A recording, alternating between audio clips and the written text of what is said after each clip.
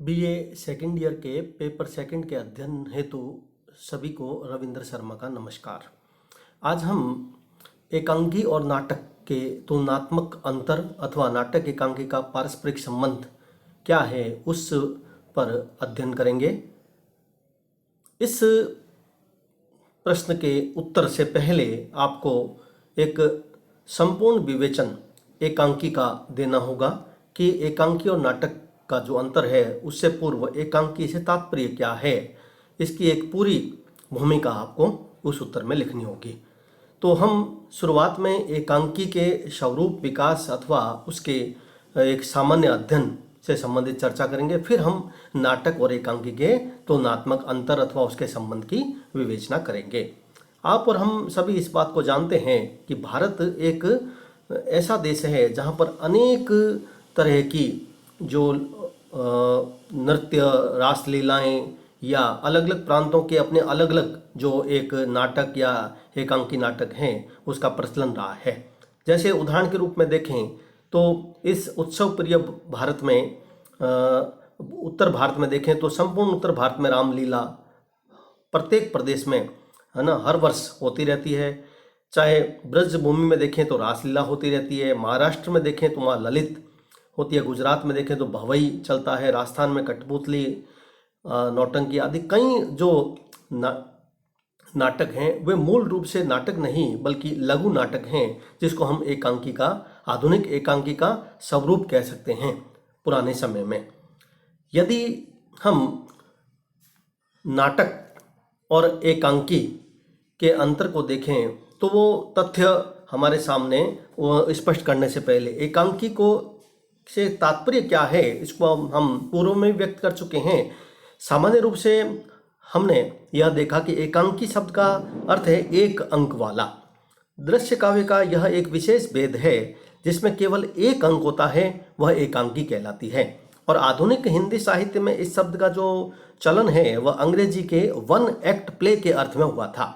हिंदी के विभिन्न विद्वानों ने एकांकी की अपने अपने ढंग से व्याख्या की है, परंतु जो व्याख्या प्रोफेसर सद्गुरु शरण अवस्थी ने की है वह काफ़ी हद तक सर्वमान्य है। उनके अनुसार एकांकी में एक सुनिश्चित सुकल्पित लक्ष्य, एक ही घटना, परिस्थिति अथवा समस्या, वेग संपन्न प्रवाह, निदर्शन में चातुर्य आवश्यक है।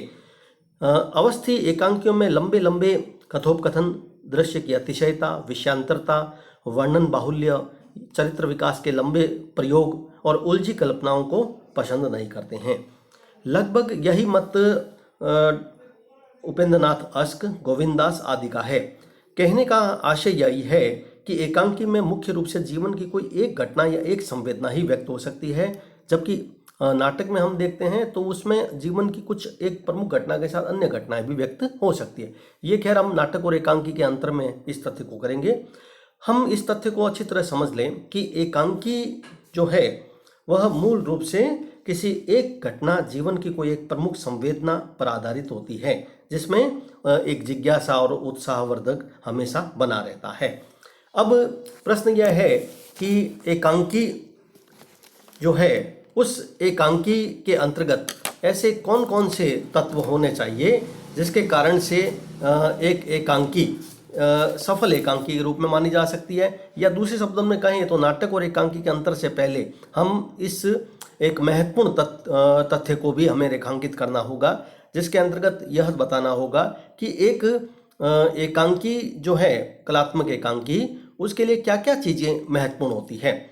पहले मैंने आपको कहा था कि उसमें एक ही घटना होती है। अब दूसरे दृष्टिकोण से देखें तो अपने सीमित आकार और लघु जो उसका कलेवर होता है उसके कारण से एकांकी एक सुव्यवस्थित आकर्षक घटना के रूप में हमारे सामने आती है। अब अन्य तत्वों पर हम नज़र इस पर डालें तो घटना जो होती है उसमें संभावना बहुत महत्वपूर्ण होती है और कार्य कारण का जो संबंध होता है वह बहुत अनिवार्य रूप से हर समय बना रहना चाहिए। जो एकांकी में मूल रूप से यदि हम देखें तो उसके कथन में जो जिज्ञासा, कौतूहलता या जो एक चरम परिणति होती है वह शीघ्र ही हमें प्राप्त हो जानी चाहिए।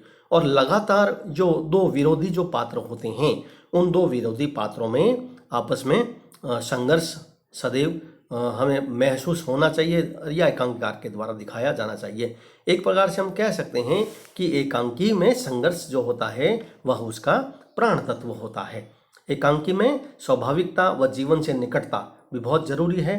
और यदि हम एकांकी के शिल्प विधान की चर्चा करें तो उस शिल्प विधान के अंतर्गत यदि हम देखें तो एकांकी के तत्व गद्य की जो अन्य प्रमुख विधाएं होती है, हालांकि उसके समान ही होता है, चाहे नाटक, कहानी, उपन्यास हम कुछ भी ले लें, लेकिन अपनी आकार और की लघुता और प्रभावशालीता के कारण एकांकी अन्य सभी विधाओं से अपनी एक अलग पहचान रखती है। इस तथ्य को आप विशेष रूप से ध्यान में रखें। आकार की लघुता और प्रभावशीलता के कारण एकांकी के रचना विधान में ऐसा कोई तत्व नहीं है जो नाटक में नहीं हो या अन्य गद्य की विधाओं में नहीं हो, किंतु मूल संवेदना को यदि हम देखें तो उसमें मूल संवेदना कलात्मक ढंग से प्रस्तुत की जाती है। एकांकी नाटक एक मतलब गतिमान ध्येय को लेकर चलता है। यह मूल रूप से मतलब शुरू से ही हम देखें तो एकाग्रता इस तत्व की एक सबसे महत्वपूर्ण विशेषता हमारे सामने होती है। अब यदि हम हमारा मूल जो अब उत्तर है यहाँ तीसरे पॉइंट पर शुरू होगा। इस प्रश्न के उत्तर में आप ध्यान रखें, दो जो तत्व है मैंने पूर्व में आपको बताए हैं उसका आप विवेचन करोगे, फिर उसके बाद मूल उत्तर पर आप आएंगे। पहले में आपको बताना है कि एकांकी का एक सामान्य जो परिचय, अर्थ या उसकी जो विशेषताएं हैं उसके बारे में। फिर दूसरे नंबर पर आप एक कलात्मक एकांकी के लिए जिन तत्वों की अपेक्षा होती है उस पर आप चर्चा करेंगे। और तीसरे में अब हम एकांकी का नाटक से संबंध चित्रित करेंगे। एकांकी और नाटक वैसे सामान्य रूप से दोनों ही दृश्य काव्य के अंग हैं, फिर भी दोनों में पर्याप्त अंतर है। एकांकी में एक अंक, एक घटना, एक कार्य और एक ही समस्या मूल रूप से हमारे सामने आती है, जबकि नाटक में कई क्या होता है, कई अंक, घटनाएं, कार्य और समस्याओं का आयोजन हो सकता है। अतः स्थूल दृष्टिकोण से देखें यदि हम तो एकांकी और नाटक में मोटे तौर पर देखें तो उसमें लघु, बहुत लघु, सीमित और दीर्घ यह अंतर होता है। यानी एकांकी जो होती है बहुत लघु और सीमित, जबकि नाटक होता है उसके सभी तत्व दीर्घ अवस्था में नाटक में पाए जाते हैं। हम किसी छोटे एकांकी को एकांकी या बड़े एकांकी को छोटा नाटक नहीं कह सकते। कई विद्वान जो बहुत छोटी नाटक होता है उसको एकांकी कह देते हैं, यह तत्व सही नहीं है। नाटक से निकालकर अलग किए गए एक अंक को एकांकी कभी नहीं कहा जा सकता, क्योंकि एकांकी एक अलग रचना विधान होती है, वह अपने आप में पूर्ण होती है। उसका कथानक, उसका चरित्र, उसकी सत्ता, उसका व्यक्तिगत और उसकी चाल ढाल वह बहुत कुछ नाटक से बिल्कुल अलग होती है, भिन्न होती है। इसलिए किसी भी छोटे नाटक को एकांकी कहना काफ़ी हद तक ठीक नहीं है। एकांकीकार शुरू से ही अपने लक्ष्य की ओर दौड़ता है, जबकि यदि कोई बड़ा नाटक लिखता है कोई भी नाटककार तो वह सीधे ही लक्ष्य की ओर नहीं चलता है। नाटककार सदैव धीरे धीरे ही आगे बढ़ेगा। इसलिए एकांकी की शैली में और नाटक की शैली में मूल रूप से अंतर है हमारे सामने।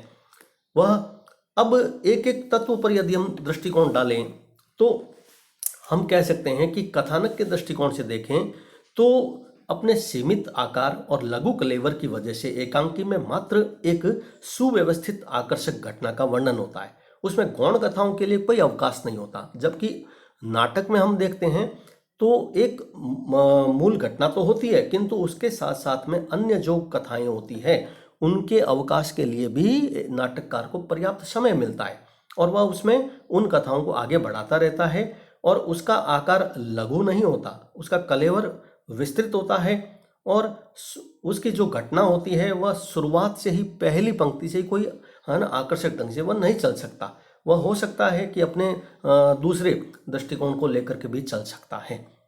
एकांकी में देखें तो जो गति वक्रता होती है वह बहुत महत्वपूर्ण होती है। मैंने पहले अंतर में आपको बता दिया है, कथानक के दृष्टिकोण से सीमित आकार और लघु कलेवर। अब दूसरे अंतर में यदि हम देखें तो वह उसकी गति क्रमता का महत्व होता है। घटना के किसी अंश का ऐसा चमत्कारपूर्ण चित्रण जिसकी संभावना पूर्व में ही हमें मिल जाती है, विरल हो जाती है, और इस गति वक्रता में कार्य कारण का संबंध एकांकीकार अवश्य रखता है। कहने का मेरा आशय है कि जिस कथानक में जिस तेज गति से जो एकांकीकार चलता है उतनी तेज गति से नाटककार नहीं चलता। एक सामान्य शब्दों में मैं आपको यह बात इस तरह से व्यक्त कर सकता हूँ। नाटक के विकास में कथानक की जो 3 अवस्थाएं होती है, प्रारंभ, विकास और उसकी चरम उत्कर्ष। लेकिन एकांकी की घटनाएं क्या होती है, वह क्षिप्र गति से घटित होती है हमारे सामने, ताकि एकांकी एक निर्धारित समय में, चूंकि उसका समय क्या होता है, अल्प होता है, कम समय होता है उसमें, इसलिए वह क्या होता है, एकांकीकार क्या करता है कि निर्धारित उस कम समय में अपनी चरम परिणति को सीधे ही प्राप्त करने की कोशिश करता है। इस दृष्टिकोण से देखें तो जो नाटक और एकांकी में जो एक कथानक में जो एक शुरुआत में जो चीज़ चलती है नाटक में, वह तो उसका एक पहले उसका प्रारंभ होता है, फिर उसका विकास, फिर उसकी चरम सीमा, फिर उसकी अंत में उसका लक्ष्य या उसका चरमोत्कर्ष देखते हैं। लेकिन एकांकी में ऐसा नहीं होता, वह सीधे ही एकांकीकार उसके विकास को दिखाकर चरमोत्कर्ष प्राप्त कर सकता है। अब यदि हम एक अन्य अंतर को देखें तो वह है पात्र और चरित्र के दृष्टिकोण से अंतर। एकांकी में पात्रों की जो संख्या होती है वह सीमित होती है। चूंकि मैंने शुरू में ही आपको स्पष्ट कर दिया कि एकांकी और नाटक में मूल अंतर है उसके कथानक में उसके सीमित और उसके दीर्घ अंतर को, तो इसलिए उसमें पात्रों की संख्या अधिक नहीं हो सकती। नाटक में आप अधिक पात्र रख सकते हैं, उसमें एक से अधिक दूसरे पात्र की चारित्रिक विशेषता भी महत्वपूर्ण हो सकती है, जबकि एकांकी में ऐसा नहीं हो सकता। एकांकी में पात्रों की संख्या सीमित होती है और एक ही पात्र पर ज़्यादा ध्यान केंद्रित करना पड़ता है एकांकीकार को।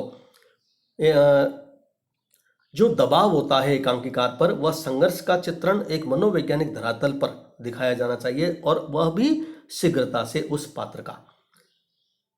कौतूहल और जिज्ञासा का जो अंतर है एकांकी और नाटक में, वह स्पष्ट रूप से मैं आपको पूर्व में मैं कह चुका हूँ कि वह शुरुआत से ही उसमें कौतूहलता, जिज्ञासा या हम कह सकते हैं तीव्रता जो है वह एकांकी में एकांकीकार के द्वारा दिखाई जाती है, जबकि नाटक में ऐसा नहीं होता। शुरुआत में यह आवश्यक नहीं है कि पहली पंक्ति से ही वह कौतूहलता, जिज्ञासा या चरम उत्कर्ष की ओर प्राप्त होता हुआ हमें दिखाई दे। एकांकी के और नाटक के जहाँ तक संवादों के अंतर का प्रश्न है, तो एकांकी के जो कथोपकथन होते हैं वह चूंकि सीमित होती है, इसलिए उसमें बहुत ज़्यादा हम तत्सम शब्दावली का प्रयोग न करते हुए एकांकीकार सहज, सरल, संक्षिप्त और कथानक को गति प्रदान करने वाले और पात्रों की चारित्रिक विशेषता को प्रकट करने वाले जो सफल संवाद की जो रचना करता है, उसमें उस भाषा शैली का भी वह प्रभावपूर्ण प्रयोग करता है। और ऐसा नहीं होता कि कथोपकथन में कोई एक नाटक में कथोपकथन क्या होते हैं कि थोड़े लंबे, थोड़े स्वगत कथन और प्रसंगों के अनुकूल वह एक ही पात्र के स्वगत कथन देता हुआ लंबे लंबे प्रसंग भी रख सकता है, जबकि एकांकी में ऐसा नहीं हो सकता। यदि हम अन्य अंतर के दृष्टिकोण में देखें तो नाटक और एकांकी का जो मूल हम अंतर देखते हैं वह यह कि नाटक उद्देश्य के दृष्टिकोण से देखें तो एक एकांकीकार क्या होता है कि सीधे ही अपने लक्ष्य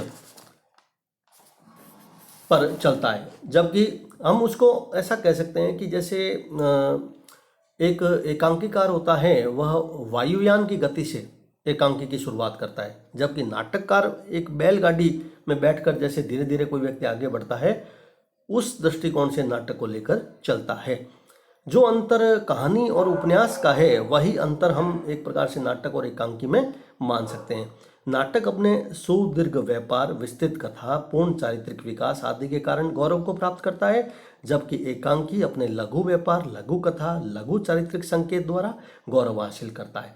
इस प्रकार एकांकी की महत्ता कुल मिलाकर अपनी लघुता में है, अपने सीमित कार्य व्यापार में है, अपने सीमित चरित्र चित्रण में है, संक्षिप्त विचार अभिव्यक्ति में है। एकांकी तो जीवन के किसी महत्वपूर्ण अंश को प्रकाशित करके अथवा किसी एक विचार को प्रदर्शित करके, किसी एक समस्या का उद्घाटन करके जनमानस को वह उद्वेलित करता है, पाठक को विचार करने के लिए बहुत शीघ्र विवश करता है। और एकांकीकार बहुत कुछ ना कहकर संकेत रूप में ही काम चलाता है सब, और उसमें ही सब कुछ कह देता है, जबकि नाटक के लिए विस्तृत क्षेत्र अपेक्षित होता है, अधिक समय अपेक्षित होता है, अधिक साज सज्जा और अधिक पात्र, अधिक उसमें संकलन तरह की आवश्यकता होती है, जबकि एकांकी अपने इसी प्रभाव के कारण आज के भागदौड़ भरे जीवन में नाटक की अपेक्षा वह रंगमंच के अधिक हमें नजदीक मालूम पड़ रही है। और यही कारण है कि पाठक जो है आज का, वह नाटक की तुलना में एकांकी को अधिक पढ़ रहा है और लेखक भी एकांकी ही अधिक लिख रहे हैं। यदि हम दोनों के तुलनात्मक अंतर को डॉक्टर महेंद्र, जिनका पूरा नाम डॉक्टर रामचरण महेंद्र है, उन्होंने जो नाटक और एकांकी का अंतर दिया है वह पूरी तरीके से इस हमारे पूरे इस व्याख्यान को स्पष्ट कर देता है। उनके अनुसार एकांकी का नाटक से वही संबंध है जो कहानी का उपन्यास से अथवा खंड काव्य का महाकाव्य से। नाटक में जीवन का विस्तार, लंबाई और परिधि का विस्तार है, उसका क्षेत्र जीवन की भांति विस्तृत है। एकांकी का क्षेत्र सीमित है, परिधि संकुचित है और जीवन का एक ही पहलू चित्रित करने का अल्प कार्य है। एकांकी में केवल एक ही घटना, एक ही महत्वपूर्ण पहलू या परिस्थिति रह सकती है। नाटक में कथानक के चारों भाग स्पष्ट रहते हैं। एकांकी में प्राय संघर्ष स्थल से ही वह प्रारंभ होती है और शीघ्र ही गति पकड़कर चरम सीमा की ओर अग्रसर हो जाती है। नाटक की गति धीमी होती है, एकांकी में वेग संपन्न प्रवाह का महत्व होता है। एकांकी में संकलन त्रय का होना अत्यंत महत्वपूर्ण है और यही उसे जीवन का यथार्थवादी चित्र बनाता है। और यह संकलन त्रय वह शुरुआत में ही दिखा सकता है। मैंने संकलन त्रय में पूर्व में आपको व्याख्यान में बता चुका हूँ। संकलन त्रय से तात्पर्य है कि किसी भी नाटक अथवा एकांकी में जो कार्य, स्थान और समय की एकता होती है वह संकलन त्रय कहलाती है। बड़े नाटक में संकलन त्रय का कई बार निर्वाह नहीं भी होता है, किंतु एकांकी में संकलन त्रय शुरुआत से ही उसका निर्वहन होकर के अपनी चरण रूप को प्राप्त कर लेता है।